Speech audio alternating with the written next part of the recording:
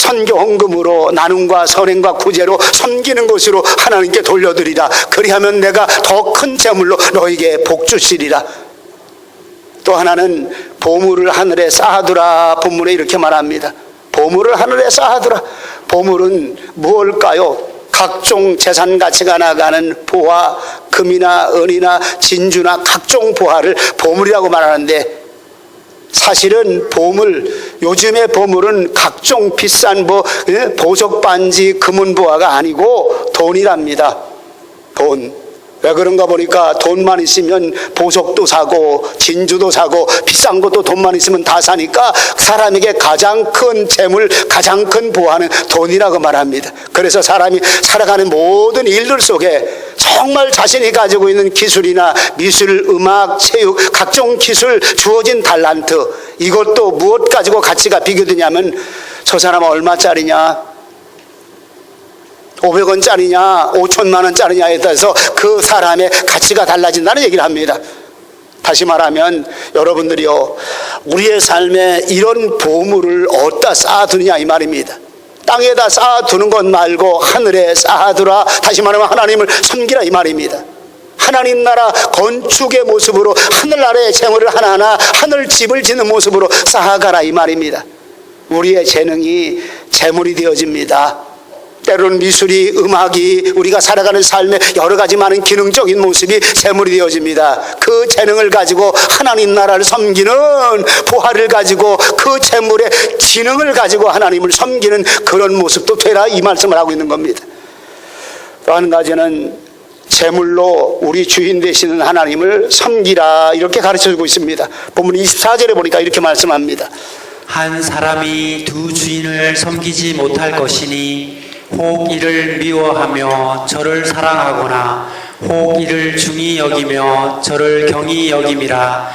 너희가 하나님과 재물을 겸하여 섬기지 못하느니라. 아멘. 무엇을 얘기합니까? 재물과 하나님을 겸하여 섬길 수 없다 이 말입니다.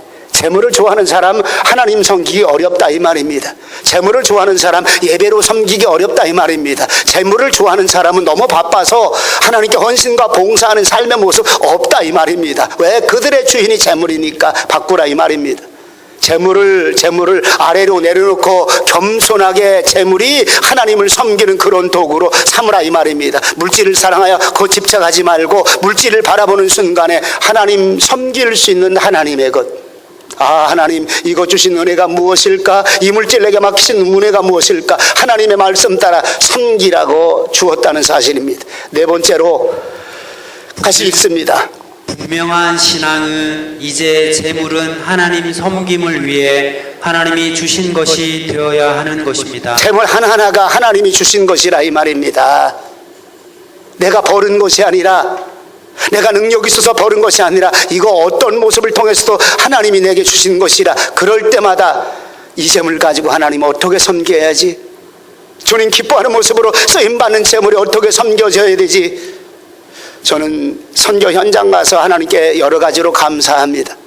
우리 성도들의 헌금으로 비행기를 타고 가고 생활할 수 있고, 그리고 저들을 섬길 수 있는 그 물질로 사용할 때마다 하나님, 우리 교회 성도들의 물질이 어린이 선교로 해서, 중국 선교로 해서 쓰임받게 하심을 감사합니다. 캄보디아 지역의 선교의 제물로 쓰임받게 하심을 감사합니다. 아프리카 지역의 선교의 제물로 쓰임받게 하심을 감사합니다.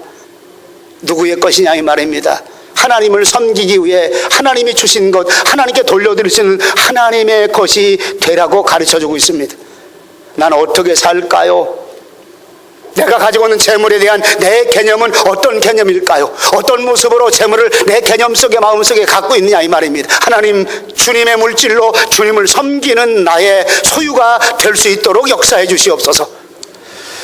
세계적으로 유명한 사회심리학자이며 사랑의 심리학자인 에리 프롬이 그가 쓴 책에 유명한 책이 하나 나옵니다. 소유냐 생존이냐, 소유냐 생존이냐. 제 서재에도 이 책을 가지고 있는데, 소유냐 생존이냐, 쉽게 좀 말합니다. 사람이 살아가는 데는 생존 양식이 있는데 두 가지가 있습니다. 하나는 소유해서 내가 이걸 가지고 살아가는 데 쓰는 양식, 또 하나는 존재 양식이라고 말합니다. 아주 더 쉽게 말하면 소유 양식이란 살아가기 위해서 돈도 벌고 살아가기 위해서 물건도 쌓아놓고 살아가기 위해서 무, 배추, 김장도 잘하고, 다시 말하면 이거 소유하고 있어야만이 내가 생존하기 때문에 소유하는 거예요. 필요합니다. 필요하지 않다는 얘기하는 거 아닙니다. 그래서 저축하고 잘해야 됩니다. 그래서 전략하고 필요할 때 생존하기 위해서 먹을 것, 입을 것, 쓸 것 필요하기 때문에 생존의 모습이라. 그래서 이거를 소유 양식이라고 말하고, 또 하나는 존재 양식이라고 말합니다. 내가 이 땅에 왜 존재하고 있는가? 존재하는 가치 때문에 살고 있어요. 신앙의 사람들은 존재하는 가치 때문에 살고 있다는 사실을 가슴 깊이 기억하시기 바랍니다. 내가 왜 살고 있을까? 내가 왜 행복을 추구했을까? 우리 자녀들을 왜 말씀으로 양육할까? 존재 가치 때문입니다. 존재 가치. 이걸 바로 존재 양식이라고 말합니다. 마태복음 19장에 부자 청년이 영생 얻는 것 때문에 예수님을 찾아왔습니다. 주님, 하늘의 선한 선생님, 하나님이 보내주는 선한 선생님, 내가 어찌하여야 영생을 얻겠습니까? 예수님이 질문합니다. 계명 다 지켰느냐? 어떤 계명입니까? 간음하지 마라, 살인하지 마라, 도둑질하지 마라, 거짓 증거하지 마라, 내 부모를 공경하라. 10계명을 말합니다. 청년 당당하게 얘기합니다. 그거 어렸을 때부터 내가 다 지켰습니다. 그럼 이렇게 또 질문합니다. 내가 온전고자 하느냐? 하나님을 따라가는 하나님의 온전한 사람이 되길 원하느냐? 그러면 내 물질 부자 청년입니다. 다 가난한 사람에게 나누어 주고 너는 나를 따르라. 성경이 이렇게 말합니다. 물질이 많은 연고로 이 말씀을 듣고 근심하여 예수님을 떠나갔다고 말합니다. 이 얘기를 그대로 듣고 있던 베드로가 예수님께 질문합니다. 마태복음 19장 27절에 이렇게 질문합니다. 이에 베드로가 대답하여 가로되 보소서 우리가 모든 것을 버리고 주를 쫓아 싸우니 그런즉 우리가 무엇을 얻으리이까? 약속의 말씀을 그 뒤에 해줘요. 네가 땅에서도 영생을 얻거니와 하나님이 내게 큰 복을 안겨주리라. 무엇을 얘기합니까? 부자 청년은 물질 때문에 주님 따르는 길, 주님 섬기는 길이 안 됐습니다. 베드로는 배와 그물과 부친까지 버려두고 주님을 따랐습니다. 역사 속에 가장 존귀한 베드로가 되어졌던 거 우리가 압니다. 다시 말하면 존재 가치가 무엇일까요? 이게 너무 소중하기 때문에, 이 삶이 너무 소중하기 때문에 재물까지 내려놓고 주님을 따르고 있는 그 존재 가치. 오늘 저와 여러분들이 이 땅에 살아가는 삶의 목적이 뭐냐 이 말입니다. 존재 가치입니다. 오늘 내 안에 가장 존귀한 가치관, 하나님 나라 위의 삶을 살아가는 가장 존귀한 가치관, 하나님의 거룩한 하나님의 뜻을 이루기 위해서 주님 따라 살아가는, 섬김을 따라 살아가는 나의 가치관, 여기에 내가 존재 가치가 있다 이 말입니다. 그리하면 이 모든 것을 너에게 더하시리라. 너희는 먼저 그의 나라와 그의 의를 구하라. 그리하면 이 모든 것을, 무엇을 먹을까, 무엇을 입을까, 무엇을 마실까 염려하지 마라. 그리하면 내가 이 모든 것들을 너희들 존재 가치 때문에, 존재 가치를 따른 그것 때문에 내가 너희에게 이 모든 것을 더해 주시리라. 약속의 말씀인 줄 믿으시기 바랍니다. 못하니까 우리가 이게 안 되더라고요. 하나님의 사역을 진행하면서 끊임없이 기도합니다. 하나님, 존재 가치가 우리 교회 안에 먼저가 되게 하시옵소서. 그리고 하나님의 물질에 축복받는 하나님의 사람들 되게 하시옵소서. 물질 복을 받을 때마다, 하나님이 부유케 하실 때마다, 물질이 생겨날 때마다 하나님 존재 가치를 향한 나의 삶의 물질이 되기 원합니다. 하나님을 섬기는 거룩한 물질이 내가 되기 원합니다 하는 그런 신앙의 가치가 우리 삶 속에 있으시기를 축원합니다. 축원합니다. 오늘 또 본문에서 이렇게 말합니다. 보물을 땅에 쌓아두지 마라, 이렇게 말합니다. 19절에 보니까 같이 봉독 갑니다. 너희를 위하여 보물을 땅에 쌓아두지 말라. 거기는 좀과 동록이 해하며 도적이 구멍을 뚫고 도적질하느니라. 당시의 보화를 예수님은 세 가지 예를 들어 얘기합니다. 세 가지. 이런 데다가 너희 보물을 쌓아두지 마라 이 말입니다. 보물을 쌓아두지 마라. 그 첫 번째가 보니까 옷에 사치함으로 땅에 쌓아두지 말라 하십니다. 네, 옷에 사치함으로 오늘은 무엇을 입을까? 친구 만나러 갈 때는 무엇을 입을까? 지금 잔치집에 가는데 잔치집에 무엇을 입을까? 그것 때문에 이것저것 옷을 쌓아두지 마라 이 말입니다. 우리의 옷 개념은 이런 개념인데 당시 유대인들은 옷 개념이 굉장히 귀합니다. 옷이 어떤 옷이냐, 그 어떤 옷을 따라 저 사람이 평민이냐, 천민이냐, 노예냐, 저 입은 모습 가지고 귀족이냐, 왕족이냐가 신분이 달라진다는 사실입니다. 사람들이 할 수만 있다면 잼을 모으고 난 다음에 귀중품의 옷을 금으로 만들어지고 금으로 수놓은 옷들을 입습니다. 그런데 보관이 잘 돼야 되는데 보관이 안 되는 거예요. 농에다 달 갖다 넣어놨습니다. 근데 이 꼭 옷을 갉아먹는 좀이란 놈이 있어요. 좀이란 놈, 좀벌레. 그래도 우리 한국에도 요즘은 뭐 튼튼하게 잘 소독돼서 나와서 그런지 좀이 잘 먹지 않는데 옛날에는 좀이 나와서 좀을 농 속에 다 집어넣습니다. 왜? 옷을 갉아먹으니까. 갉아먹어서 쭉 구멍 뚫어놓고 나면 금색 옷, 왕족의 옷, 기직의 옷들이 아무것도 안 된다 이 말입니다. 옷 입고 나갈 수가 없어요. 다른 사람에게 내가 이 정도 부유한 사람이라, 다른 사람에게 내가 이 정도 귀족이라는 이 모습 보여줄 만한 길이 안 되고 저거 다 떨어진 옷 입었네. 비싸게 돈 주고 샀다 이 말입니다. 비싸게 돈 주고 샀다 이 말입니다. 근데 입을 만한 것이 안 되고 있다는 사실입니다. 쌓아놓지 마라. 두 번째는 올려봅니다. 같이 봉독합니다. 먹는 양식이나 곡식을 땅에 쌓아놓지 말라는 것입니다. 네, 본문에 동록이 해야 하는 것이라고 말합니다. 헬라어로 보니까 브루시스, 먹는 식물을 해야 한다 이 말입니다. 동록이란 먹는 식물, 다시 말하면 먹는 식물을 벌레가 파먹어요. 벌레가. 또 그냥 내비두면 괜찮은데 또 이 쥐가 엊그제도 보니까 제가 중국 가기 전에 배추가 2개 있었는데 우리 주방에 쥐가 왔다 갔다 하잖아요. 이것이 먹을 것이 없는지 뭐 바구니 안에 넣는 그 배추를 위쪽을 쫙 갉아먹었더라고. 우리 김용승 권사님이 이거 갉아먹으면 안 된다고 속 안에 쪽방 속에다 또 넣어놨어요. 그냥 내비두니까 또 쥐도 갉아먹어. 쥐도 온도 안 맞으면요 또 썩어요. 썩어. 우리 형님 장로식 가니까 배 창고가 있어요. 온도가 안 맞으면 또 상처를 내놓게만 썩어. 빨리빨리 내보내서 매출 올려서 돈 가지고 하나님 섬기는 그런 것 사용하라 이 말입니다. 다시 말하면 왜 음식을 쌓아놓느냐 이 말입니다. 왜 곡식을 쌓아놓냐 이 말입니다. 함께 먹으라고 나눌 만한 양식인데, 가난한 자들과 함께 배고픈 자들과 함께 나누는 양식인데 쌓아놓고 살지 마라 이 말입니다. 세 번째로 또 올려보십니다.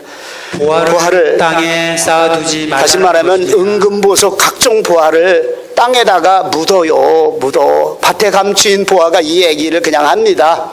밭에 감추인 보화가. 이 사람은 집안에다 감춰놓아 봤는데 옆집 건너집에서 집안에 도둑들이 그 보화가 있는 그것을 어떻게 알았는지 거기다 구멍까지 뚫고, 땅부터 구멍 뚫고 그리고 벽도 뚫어가지고 보화를 훔쳐간다 이거요. 밭에 감추인 보화의 사건은 이렇게 내가 도둑질 안 막기 위해서.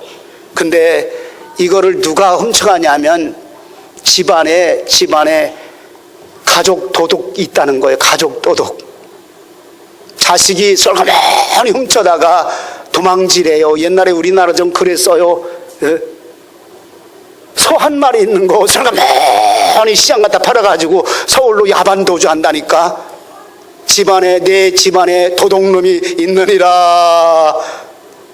다시 말하면 구멍을 뚫고 다가와요. 구멍을 뚫고 물질 쌓아놓으니까 자식이 별 볼 일 없는데 쓰느라고 몰래 훔쳐가 버리기도 하고, 땡땅 놓고 졸라대가지고 그저 그냥 안 줘도 되는 건데 주게 만들고, 결국 내가 가지고 있는 재물 쌓아두는 그 먹을 것들, 그리고 쌓아두었던 사치한 그 옷들, 그리고 보아 쌓아두었는데 결국 선한 일, 선한 사업 하지 못하고 하나님 섬기는 데 쓰지 못하고 왜 도둑질 당하느냐. 지금 그 얘기하는 거예요. 왜 도둑질 당하느냐, 왜 쓸데없는 일에 이거 쓰게 만드냐 이 말입니다. 나누며 베풀며 섬기며 선한 일, 생명의 거룩한 일, 살리는 일에 이것 가지고 너희 섬기라. 주님 그 말씀하고 있는 겁니다.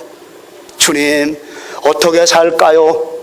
하나님 이런 믿음 주시옵기 원합니다. 말씀 따라 재물의 보화를 가질 만한 그런 믿음 주시옵기 원합니다. 바라보는 우리 눈길이 그 재물로 하나님을 섬기는 나의 신앙의 참된 모습 되게 해주시옵기 원합니다. 이 재물이 내 것이 아니라 하나님의 것으로, 하나님 섬기는 것으로 날마다 바꾸어가는 그런 나의 신앙이 되게 하시옵소서. 먹을 거 쌓아두지 마라. 입을 것 사치할 것 쌓아두지 마라. 보아, 땅속에 감춰두지 마라. 도적이 구멍을 뚫고 도둑질해 가느니라. 그 도적이 밖에 있기도 하지만 내 집안에도 있느니라.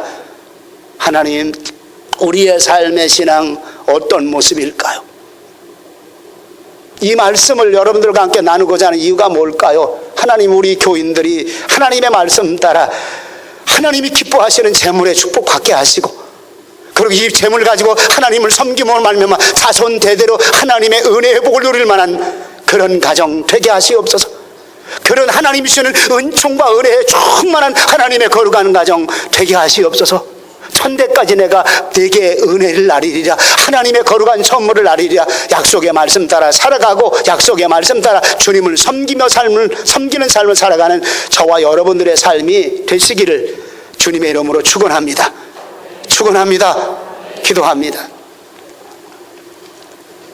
거룩하신 아버지 하나님, 크신 은혜와 사랑을 감사와 영광을 돌립니다. 주님 말씀하심을 가슴에 한번 새겨봅니다. 우리에게 길을 주셨습니다. 좁은 길도 주셨고 넓은 길도 주었습니다. 생명길도 주었고 죽음의 길도 주었습니다. 하나님, 하나님의 복의 길도 주었고 저주의 길도 신명기 28장에 주었습니다. 저주의 길을 갈까요? 복의 길을 갈까요? 생명길을 갈까요? 멸망길을 갈까요? 하나님, 우리의 발걸음 이미 시작이 되었습니다. 생명길 가기 원합니다. 복의 길 가기 원합니다. 하나님을 섬기는 그 길 가기 원합니다. 성령 하나님, 우리 마음속에 더 뜨거움을 주시옵기 원합니다. 이 길 가는 우리의 삶의 모습이, 삶의 패턴과 삶의 체질이 영적 체질이 되게 하시며 이 길 따라가는 체질이 될 수 있도록 하나님 주의 복 나려 주시옵소서. 주님의 크신 은총과 은혜가 우리 모두에게 충만하게 임하게 하시라 믿사옵고 예수님의 이름으로 기도하옵나이다. 아멘. 일어서셔서 우리 6장 찬송드립니다. 6장.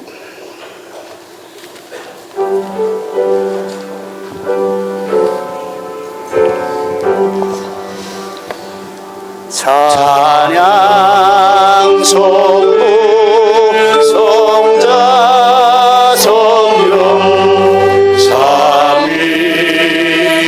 삼위일체 신께 영생으로 하늘까지 영광을 돌리세.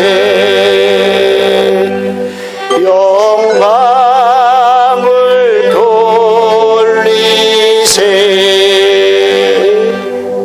주 예수 그리스도의 은혜와 하나님 우리 아버지의 지극하신 사랑하심과 성령님의 교통하심이 오늘 내게 주신 말씀의 길을 따라가기 원하는 우리 믿음의 권속들 머리 위에, 저들의 가정과 저들의 삶의 터전 위에